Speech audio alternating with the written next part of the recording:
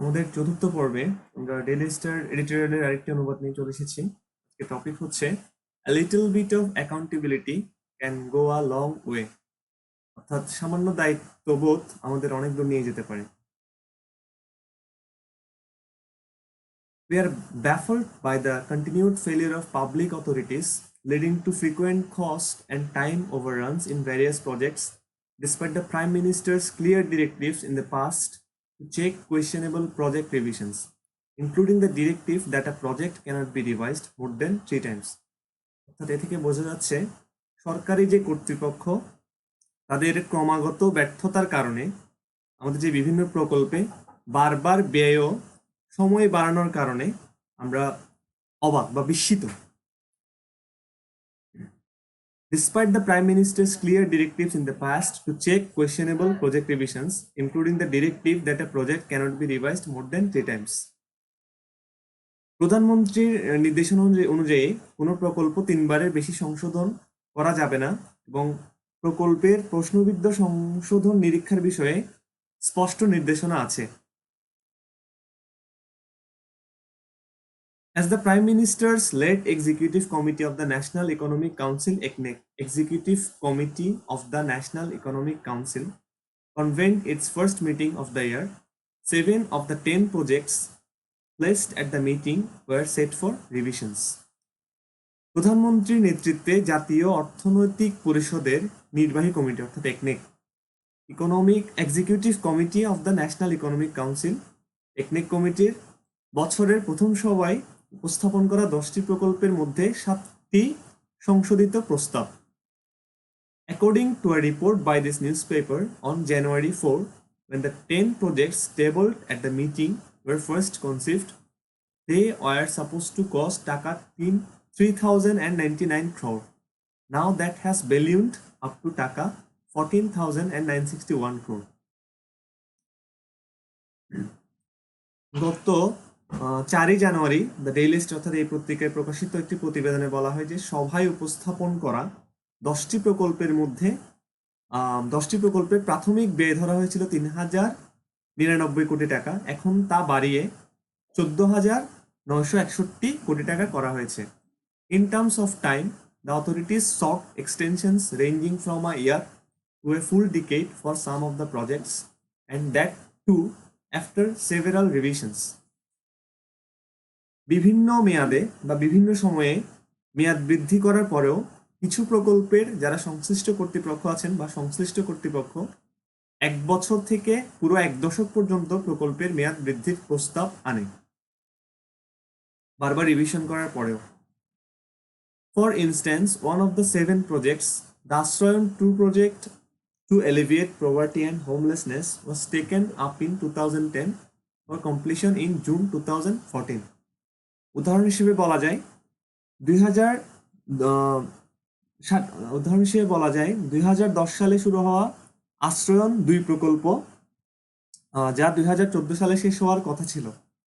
It has gone through 3 revisions and is now seeking extra time and money again. এই প্রকল্পটি এখন পর্যন্ত 3বার সংশোধন করা হয়েছে, কিন্তু আবারও এই প্রকল্পের জন্য আরো সময় ও অর্থ চাওয়া হচ্ছে।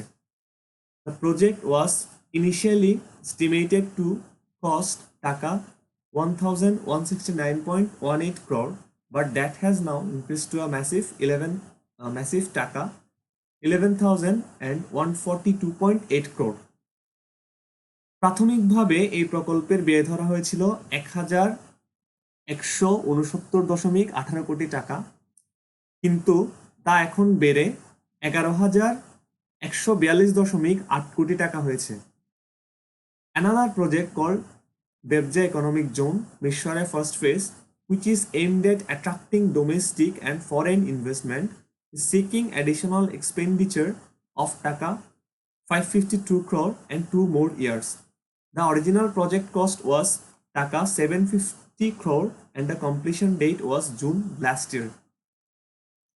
অর্থাৎ দেশি বিদেশি যারা বিনিয়োগকারী আছেন তাদেরকে আকৃষ্ট করার জন্য মিরসরাই ব্যবসা অর্থনৈতিক অঞ্চল মিরসরাই প্রথম পর্যায়ের প্রকল্পের গত বছরের জুনে শেষ হওয়ার কথা ছিল, কিন্তু এই প্রকল্পের জন্য এখন আরো 552 কোটি টাকা এবং আরো 2 বছর অতিরিক্ত সময় চাওয়া হচ্ছে। 552 কোটি টাকা এবং অতিরিক্ত সময় চাওয়া হচ্ছে, যার প্রাথমিক ব্যয় ধরা হয়েছিল 750 কোটি টাকা, এবং এটা জুনের মধ্যে শেষ হওয়ার কথা ছিল গত বছরের, কিন্তু আরো 2 বছর অতিরিক্ত সময় চাওয়া হচ্ছে এবং আরো 552 কোটি টাকা চাওয়া হচ্ছে রিভিশনের পরে। That the authorities have asked for such a massive increase in expenditures at the first meeting of the year is deplorable. Deplorable মানে আসলে হতাশাজনক বা দুঃখজনক। বছরের প্রথম যে একনেক সভা হয়েছিল, that the authorities have asked for such a massive increase in expenditure at the first meeting of the year is deplorable. আচ্ছা, বছরের প্রথম যে সভায় প্রকল্পের ব্যয় বৃদ্ধির জন্য এসব প্রস্তাব আনা আসলে দুঃখজনক বা বেশ দুঃখজনক। Similarly, the delay we see in project completion year after year is truly shocking. একইভাবে বছরের পর বছর ধরে নির্ধারিত সময়ে যে প্রকল্প শেষ হচ্ছে না, তাও খুবই দুঃখজনক বা আশ্চর্যজনক, shocking. Besides the cost increase that it leads to, which the taxpayers have to bear, and the benefit that it deprives the people of, the fact that the authorities have failed to make any improvements despite the PM's directive is unacceptable. আচ্ছা, প্রকল্পের যে বাড়তি খরচ তা করদাতা নাগরিকদের বহন করতে হলেও তারা আসলে প্রকল্পের সুবিধা থেকে বঞ্চিত।